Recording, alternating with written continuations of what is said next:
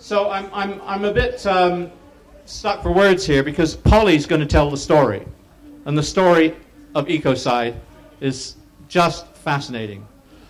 So all I really want to say is that Polly is somebody who, from being a barrister doing a very good job in that world and you know, low profile and so forth, has become in a way a globally known person for the work that she is doing to bring about the law of ecocide as a crime against humanity. And it's all happened in the last, what, 4 years? Yeah, very, very short time. Despite becoming this international celebrity, she has retained wonderful humility, sense of humor, passion, etc. So there are some other things which are in my notes, but including, what was it, Person of the Year, or what was it? Yeah, Overall Champion of the Year. Overall Champion of the Year, yes, right. Lots of awards, lots of awards. But, you know, for the last few years, between the Copenhagen conference and the Rio conference we just had, she has been working her socks off, and she'll now tell you the story. So, over to Polly Higgins.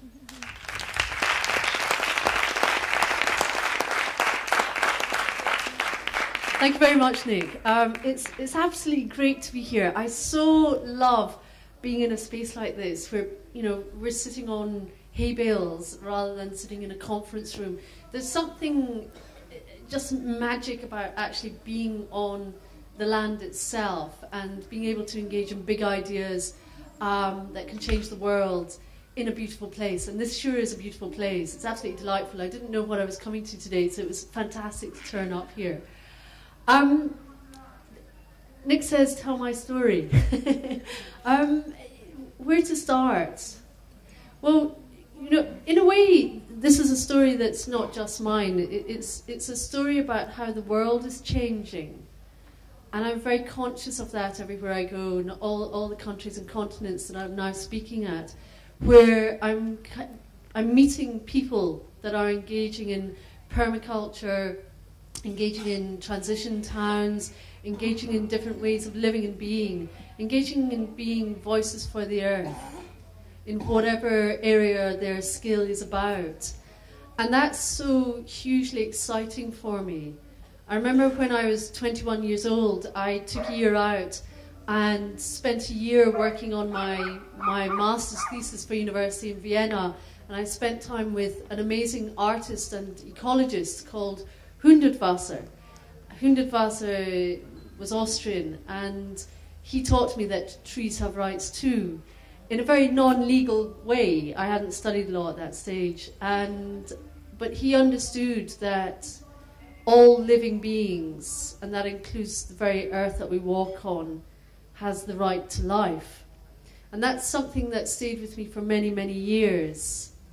At the time, what he was saying was deemed very radical indeed. But in fact, what I've discovered is that the whole concept of earth rights is something that 370,000 Buddhists in the world believe in. That is something that not just Buddhists, but indigenous wisdom, 370 million Buddhists, not just 370,000, 370 million Buddhists. The same as well with the indigenous world. What's deemed the indigenous world within the UN is 350 million. You know, this is the size of Europe gets, that the earth and all who live here have the intrinsic right to life. And for me, that is the most important right of all. Now, as human beings, we have in written law rights. We have the right to freedom of assembly, free speech, and we also have the right to life. Actually, our human right to life is the most important right of all. Take away our right to life and all our other rights don't matter. We're gone. So everything hinges on life, the sacredness of life, the sacredness of human life. But it's not just the sacredness of human life. And what I'm proposing in legal terms is that we expand that definition out. We expand that understanding, that cycle of concern, not just human to human engagement, but human to non-human engagement, to all living beings. How do we protect the Earth's right to life? Now, 7 years ago, I was in court representing a man who had been very badly injured in the workplace. And that man, we had been in court for 3 years. It was the culmination of a 3-year-long case, where we were in the Court of Appeal in the Royal Courts of Justice in London. And I remember standing there waiting for the judges to come in and give judgment. And there was a pause, there was a delay in the judges coming into the room. We'd all stood up as counsel, as barristers, waiting for those judges to arrive. And I found myself looking out the window. And it was a very high courtroom in the building, looking right across London. I could see trees down below and thinking, you know, something far bigger out there who's also been harmed and injured. And that's the Earth. And the next thought actually did change my life. And I thought, the Earth needs a good lawyer. And it was one of those thoughts of, okay, how do we make that one work? Someone actually later explained to me what I was doing was I was looking for the next big thing. And I don't think it could get bigger than that. And for me, it was a question that I kept on coming back to.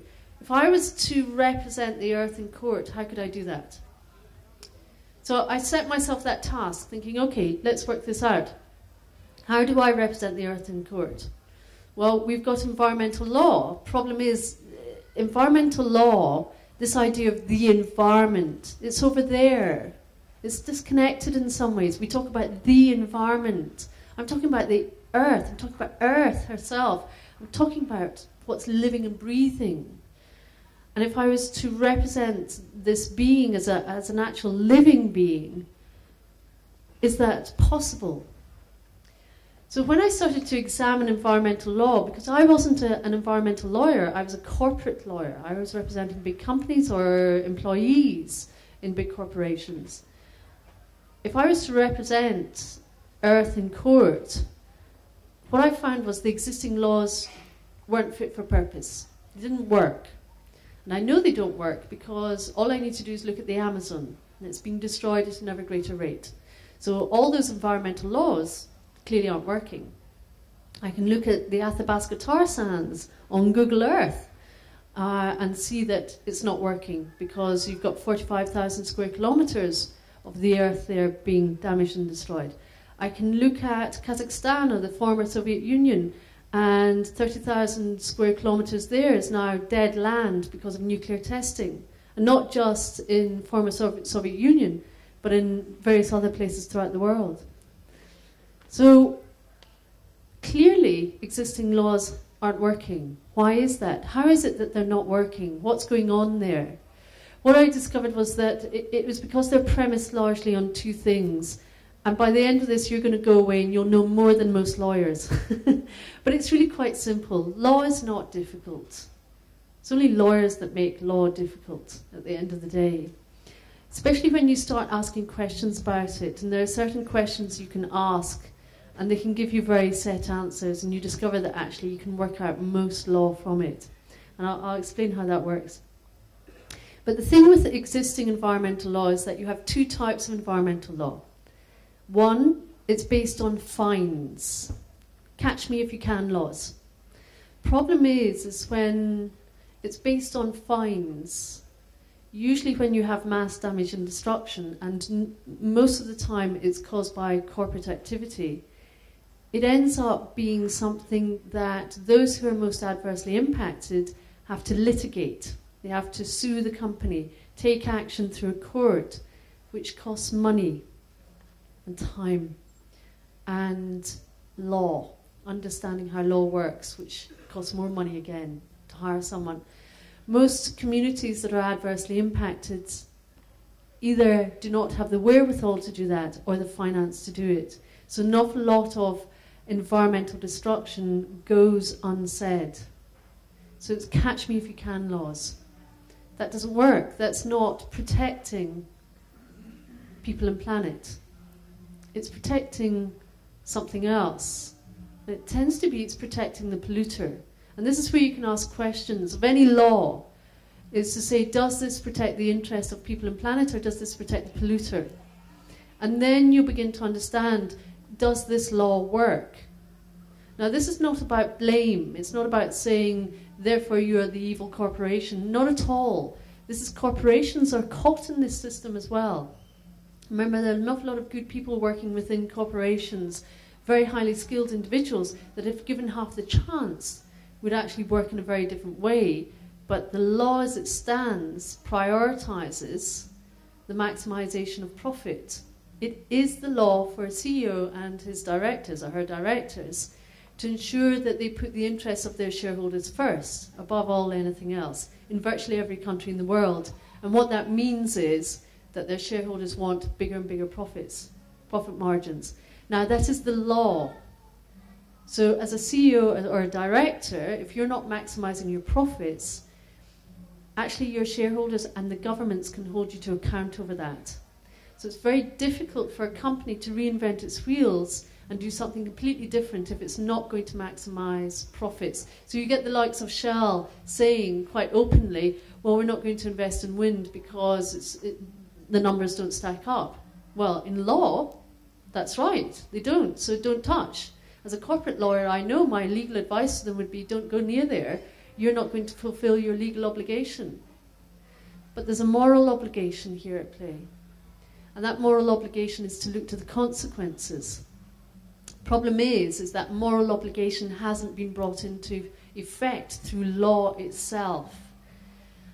And a lot of laws that we haven't looked at the consequences, because when they were put in place, the consequences weren't understood. When we first, in the Industrial Revolution, started putting in laws to maximize profit, we didn't think about the mass destruction that mining would create, or any other big corporate activity, or any corporate activity that would become huge and globalized on a mass scale. So this is about, essentially, what I call changing the rules of the game. Because that's all law is, rules of the game. Rules of the game of life. And that's the interesting thing. How we govern our societies, how we live our lives, is largely in the Western world governed by written laws. To a certain extent, we've abrogated our responsibility to the state to tell us what is right and what is wrong. But also, in part, it's a recognition that certain things we say, well, you know, that's wrong, therefore we criminalize it. Morally, that's wrong, therefore legally we make it wrong as well. For instance, the law of theft. That's a crime. And of course it's a crime. You know, for someone to steal your bag, you know, justifiably, you're outraged and something should be done about it. But imagine this. Imagine you're walking down the road and someone comes running along, grabs your bag, just so happens there's a policeman there, and you say to the policeman, stop that person, they've taken my bag. And the officer turns around and says, why should I do that? It's not a crime. You would think you were living in a parallel reality. You know, how can this be that this is allowed to happen? Think of this in a larger scale. When it comes to going in and despoiling the planet, causing mass damage and destruction, it's a form of theft, actually. Theft of the planet itself. And to turn around and say, stop. Stop what's happening over there with the Amazon. It's wrong. It's a theft. It's a crime. Well, in effect, if I was to say that to a policeman today, he'd say, I'm sorry, there's nothing I can do. It's not a crime. At the end of the day, you might want to sue a company if you like, but good luck. Now, the other thing is not just fines. The second type of environmental law that's not fit for purpose is permit allocation. When you give a permit to pollute, or a permit to destroy, a permit to kill, quite literally. The problem with permits is that it creates what's known as a Jevons paradox. Permits are supposed to reduce the amount of pollution in any given area. But in fact, what happens is that unwittingly you actually escalate it because you just hand out more and more permits. So even though it's kept at this level, it's not just for one company, but it's very soon it's 1,000 companies, 10,000 companies, and they're all polluting to that level and more. and you've got a heck of a lot more pollution going into the atmosphere. A very good example of a Jevons paradox today is energy efficiency in cars. So we permit a certain amount of emissions at a certain level, but what happens is more and more people buy more cars and we drive further. So in fact, the emissions rise, they escalate, not decrease. It's the halfway house. Rather than saying, okay, we just stop this, no longer are we going to use fossil fuel in cars, therefore we have to create a clean technology. In fact, what you do is you self-perpetuate a system that will continue moving onwards and upwards through that spiral. So neither works. And in fact, if you look at permit allocation with clean development mechanism, Kyoto Protocol, it's the same principle at play there. It doesn't work. We know it doesn't work. It's escalating. It's not stopping it. And it's not about decreasing it. It's not about slowing down that cycle. It's actually halting it completely. It's about drawing a line in the sand and saying, okay, no more. Enough's enough. We have to stop now. And that's what a law of ecocide is about. When I proposed this into the United Nations back in late March, early April 2010, it was the recognition that we haven't actually taken that moral wrong and made it a legal wrong. And what I'm doing is I'm giving it legal definition to stand alongside genocide. Environmental genocide, if you like. But it's more than that. The definition that I've proposed is ecocide is the extensive damage, destruction to or loss of ecosystems. And there are two different types of ecocide at play here. The first one is largely human-caused ecocide, corporate ecocide on the whole.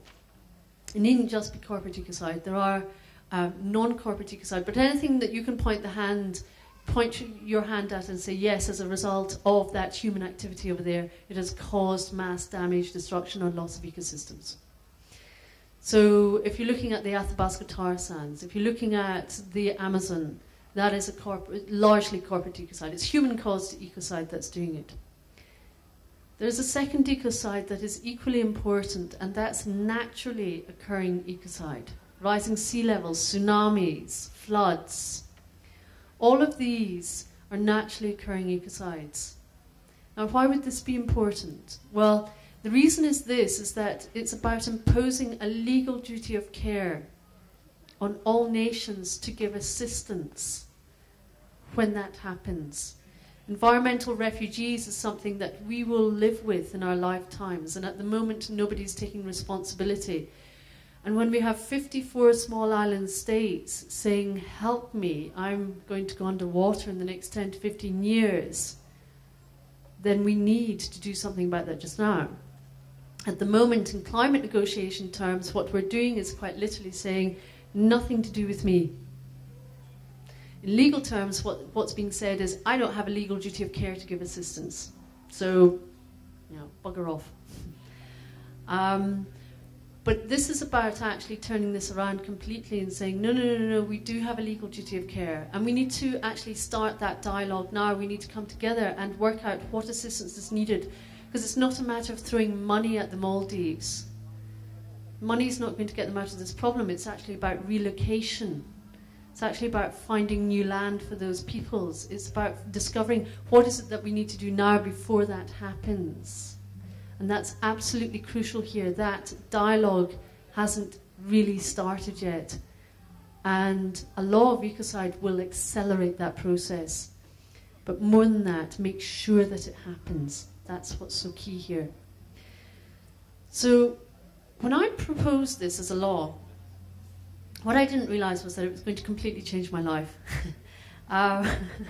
I thought, it's fine, I'm a lawyer, wearing my legal hat, I can submit this into the UN Law Commission, and of course the cogs will turn and things will happen. Well, actually, they didn't turn within the UN Law Commission, they turned out of the UN Law Commission, in fact, very much outside, very, very fast. And what I discovered was that there was huge international engagement on this, very, very quickly. In fact, I put up a website, Eradicating Ecocide, literally weeks after it, when Juliet Jowett of The Guardian got in touch, was very engaged in the idea, and she said, Polly, we're going to write an article on this.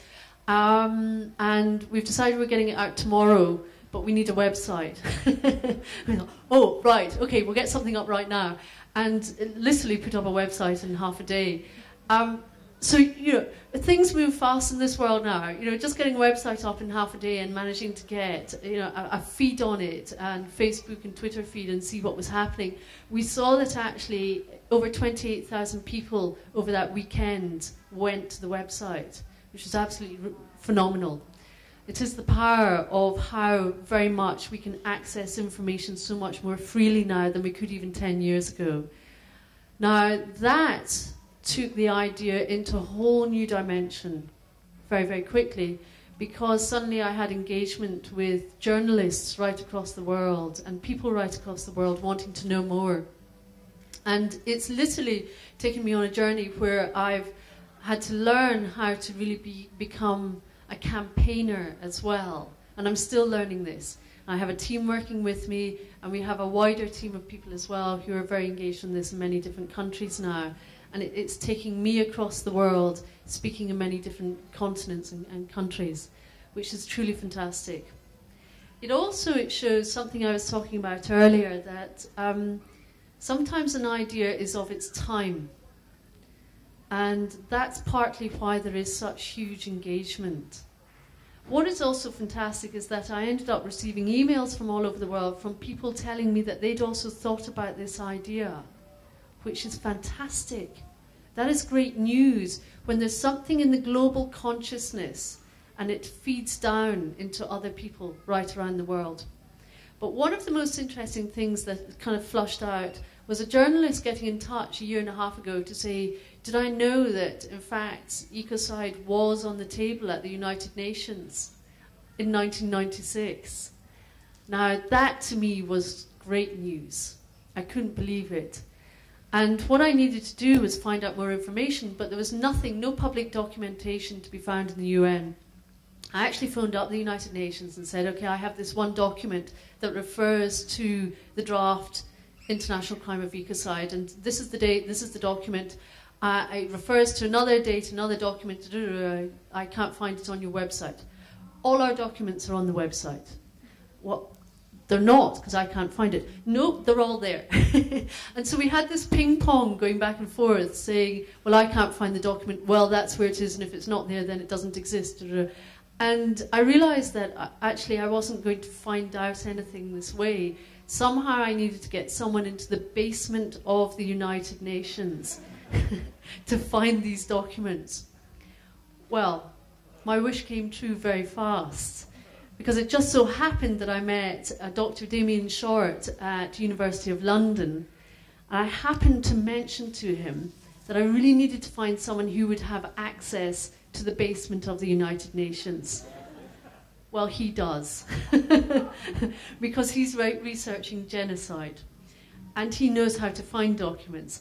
And he said, no problem, Polly, I have a team of students, some of my brightest students, I'll task them to it. Within 2 weeks, we'd uncovered not tens of documents, dozens of documents, hundreds of documents spanning over 11 years of research, engagement, dialogue, drafting, special rapporteurs, working groups working on the international crime of ecocide.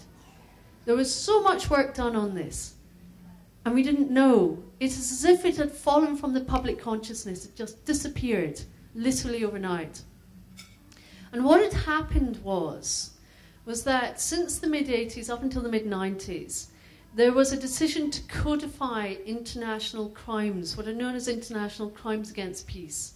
And we already have genocide, war crimes, crimes against humanity. And at that time, crimes of aggression was being added as a fourth crime, which has now been put in place. That's the run-up to war, what happens before war is declared, and also the crime of ecocide.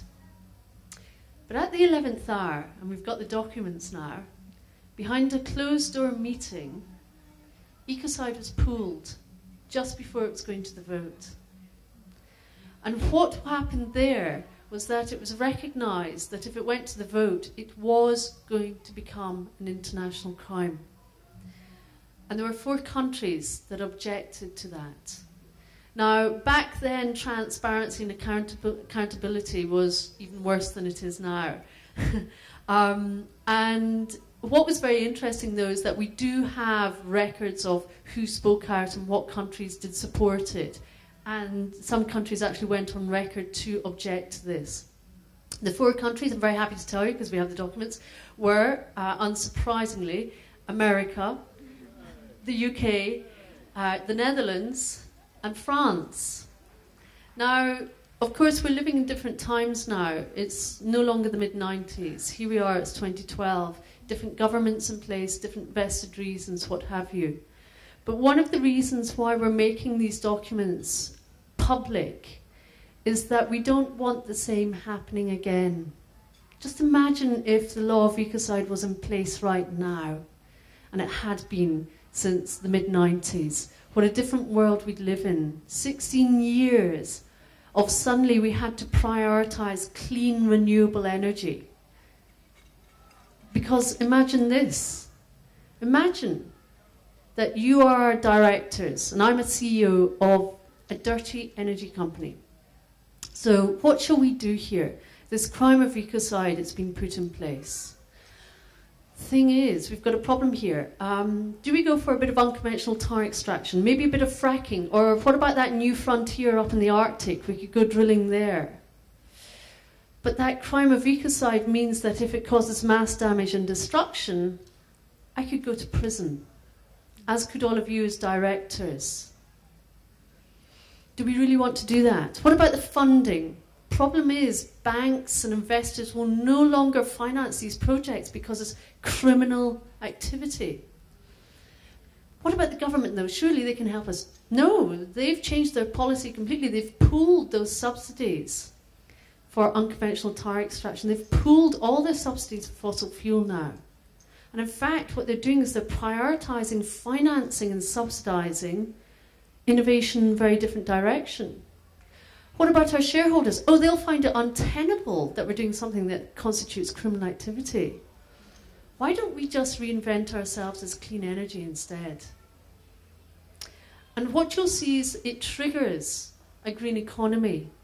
In fact, what we're talking about is mobilisation of the biggest job creation scheme that the world has ever seen. And that's very important because this is about skilling up in innovation in a very different direction. It's about opening up the door to research, to universities engaging in prioritising what are the new inventions that we need to fill that space. By literally turning off the tap over here, instead of the flow of money and decision making going over there, it starts flowing in a very different direction altogether. So this is very, very powerful legislation. And it's very powerful for this reason, because it's at an international level. It's like an umbrella, like we have here. It's an umbrella piece of legislation that actually overrides all national legislation. And that's why it's so powerful at an international level, to stand alongside genocide, war crimes, crimes against humanity, crimes of aggression. Because those are like super laws, super crimes that all governments, all business, all investment must adhere to. So this is about putting something at that same level, quite literally saying, okay, we draw the line in the sand. Anything that causes mass damage and destruction must stop. But also we help create the innovation in the other direction. Now, I'm not anti-profit, I'm not anti-corporate, not at all, not at all. And remember, I come from a corporate law background. And I'm a great believer in permaculture principles, I was saying earlier, when this is about actually making the problem into the solution. And actually giving the wherewithal for those corporations, for those governments, to prioritise the innovation and the business in the opposite direction. Until we prioritise it, we quite literally can only do it as a piecemeal fashion and very, very slowly. We are hidebound by a system that's no longer fit for purpose because it doesn't look to the consequences. So this is about asking a question about any law. And this is really something that can apply at an international level, national level, regional, and local decision making, even in, you know, town councils as well, local councils, is to ask, does this protect the interests of people and planet? Or does it protect the interests of the polluter, the destroyer? So is this law, is this decision life-affirming or life-destroying? And that's what it really comes down to. Sometimes universal truths, in fact, not sometimes, all times, universal truths are very simple when we come down to it. Is this life-affirming or is this life-destroying? Where do you stand on that question? Which way do you want to go? Do you want to be engaged in something that's life-affirming or life-destroying? Systems that we have in place at the moment are life-destroying. But I'm not a reasonable person. I refuse to accept the what is. This is about saying that world is the world of yesterday. The new world is a world where we put people and planet first. Nick, how are we doing for time? Oh, okay, all right. This is also, it's about something that goes deeper than that. It's about shifting consciousness. And law can act as a very powerful tool, powerful driver to shift consciousness.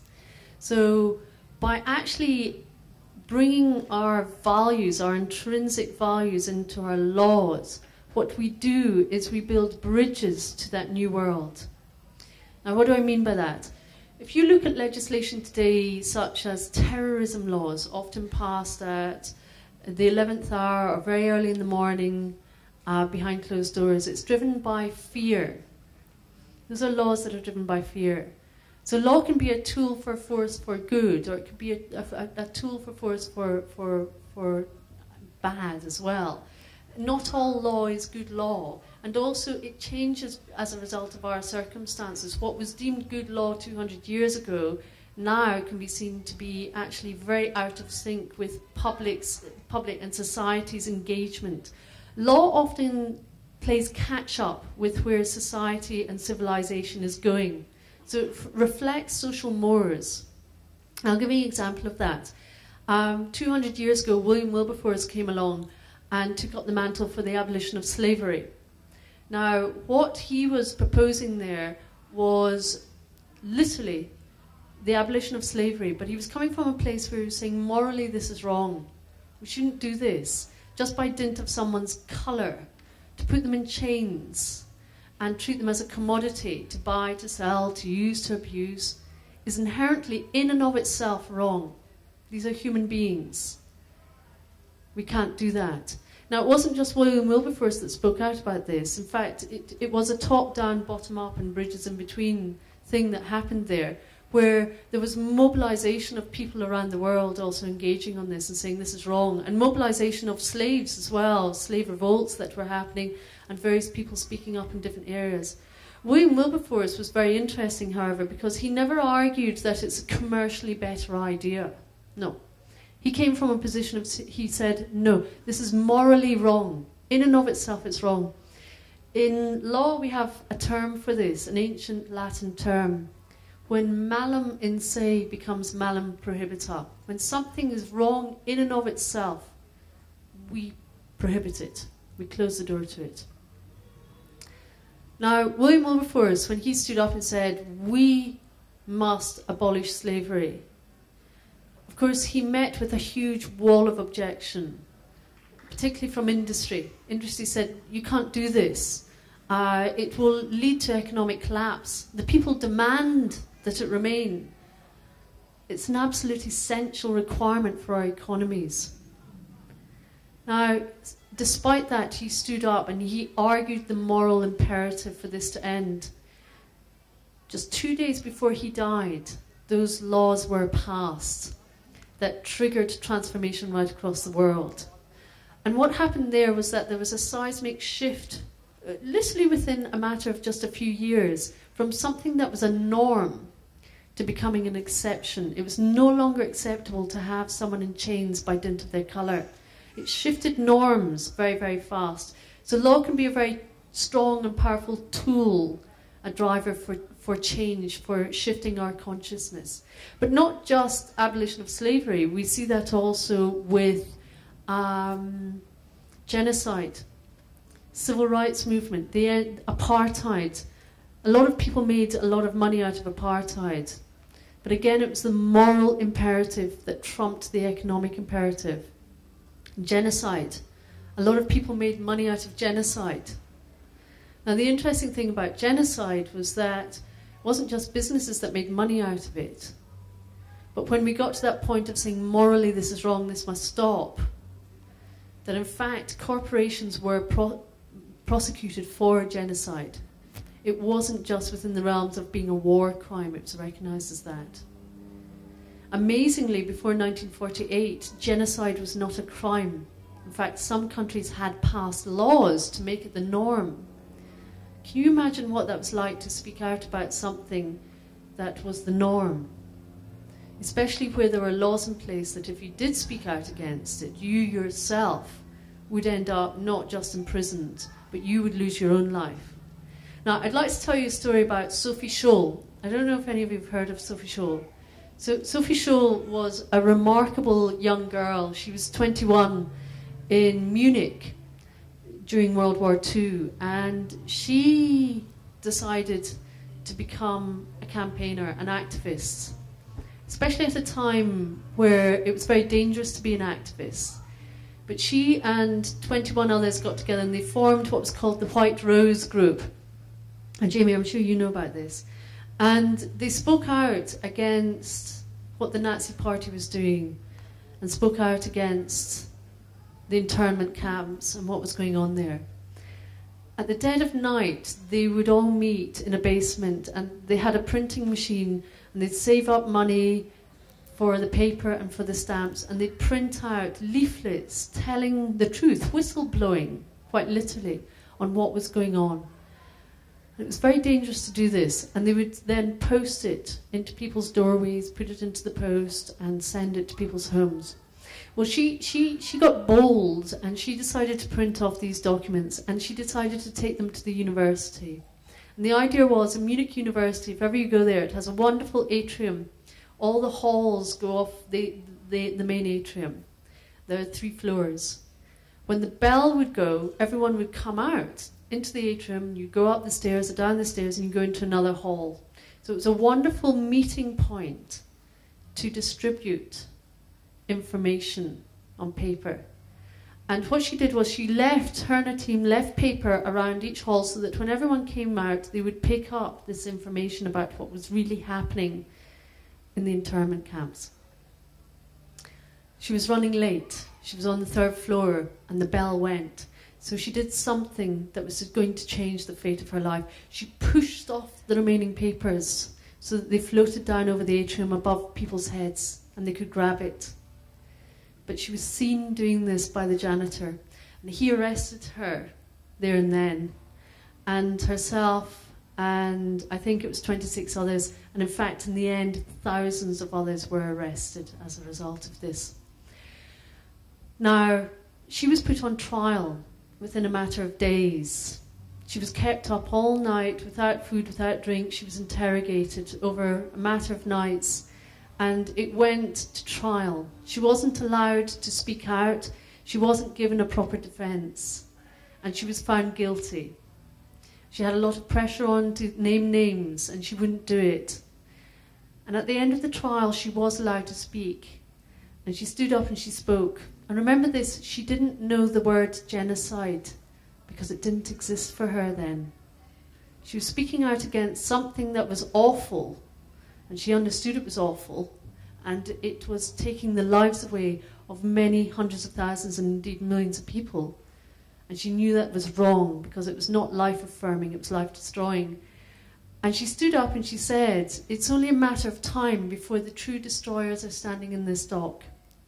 Well, she was laughed at, she was taken out of that court, and she was beheaded that afternoon. But that legacy was an amazing legacy that she left. Now, some people would say that was pointless that she did that. Well, no, it wasn't, because she enabled and empowered others. She gave permission for others to start standing up and speaking out. And the remarkable thing was that one of those leaflets was smuggled out of the country, just one. And it went all the way up to Scandinavia, where it stayed safe until the end of the war. And then when war was declared over, actually it was the British Allies printed out over 2 million copies, and they dropped them from the air across Berlin and across Munich and across Germany. And it was a legacy, it was an honour of what she was standing out against. She understood the moral imperative that this was wrong, that we needed to stop it. Now, what was truly remarkable was that it was just 3 years was all it took for the crime of genocide to be put in place. And indeed, the Nuremberg war trials did start with crimes against humanity and genocide. In fact, before it had even been put in place as an international crime. Things do change, and they change very fast. And that's the wonder of this. It doesn't have to take years, it doesn't have to take decades. Sometimes it just takes that point when civilization says, no more. We can't do this anymore to civilization. We can't do this anymore to our earth. Genocide, ecocide. There is a nexus, a correlation between it. Because as we destroy our earth, so we begin to destroy ourselves. It's not just ecological ecocide, it's a cultural ecocide as well. If we can't live in peaceful enjoyment on this land, if our own land can't live in peaceful enjoyment, then slowly we kill ourselves, we kill our planet. So this is really about standing up, and standing up at a time when we can do this with so much greater ease than someone like Sophie Scholl ever could do. And now she's regarded as a hero, a heroine in Germany. She's very well known, and if you go to Munich University, you'll see that there's a bust of her. And in fact, what they've done is they've put into the cobblestones those very leaflets so that you can read them now. There's a recognition of what she stood up for, because she recognized the moral imperative. So this is really about us standing up and saying, okay, no more. It's now time to do that. And at least we can do it without fear of recrimination. Most of the time. I mean, we have activists that do stand up and speak out and try to close down power stations. The irony is they do end up getting arrested for it. But even our judges are beginning to understand that this isn't right, because they're standing up for a greater crime. It's just that it hasn't been named yet. And this is the power of giving something a name. We had to name genocide, and we had to say no more, we criminalise it. And it's the same here with ecocide. So this is about taking the moral imperative and making it a legal imperative. But for me, this is about actually building the bridges to a world where we no longer need law. This is my ultimate utopia. We don't need written law when individually and collectively we stand up and we take responsibility.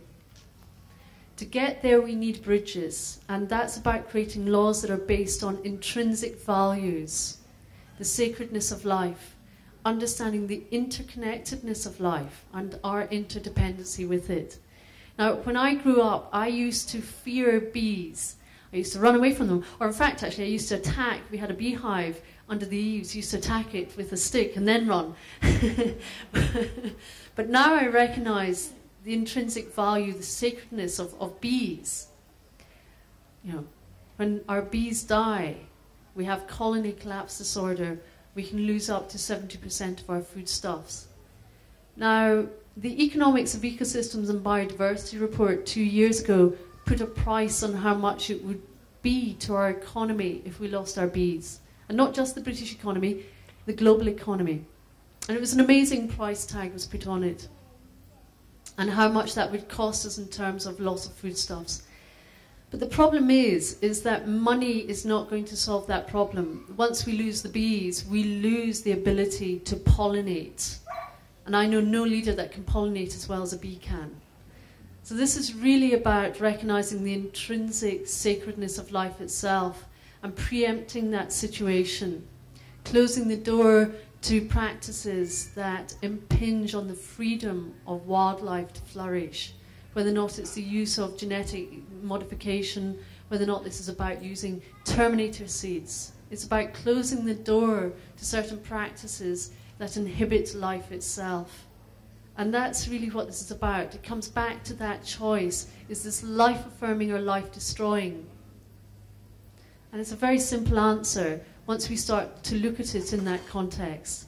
Where do we stand on that? Do I want to create a world that is life-affirming or life-destroying? Well, I know where I stand on that. And I'm pretty sure I probably know where all of you stand in this, because I don't think you would be here otherwise. But it's about speaking up and being heard, about each and every single one of us being a voice for the earth. I think that's very important, because when we don't do that, we become complicit in a system that doesn't work. By our own silence, we actually accept a system that we don't agree with. And we can't do that. To me, that is unjustifiable. This is really about having the bravery, the courage to stand up and speak out in whatever context, whether or not it's within a business context, whether or not it's in a political context, whether or not it's within an activist context, a lawyer, whatever your skill base. Using that as a way to give voice for what you believe a better world can be. Because it's that wonderful thing that, in fact, I was told a story just the other weekend which has inspired a whole generation of youths in France to now become young activists. And it's a story of a forest fire where the fire is rampaging right across the forest and all the animals have run out of the forest. And they're all standing there watching the fire claim their forest.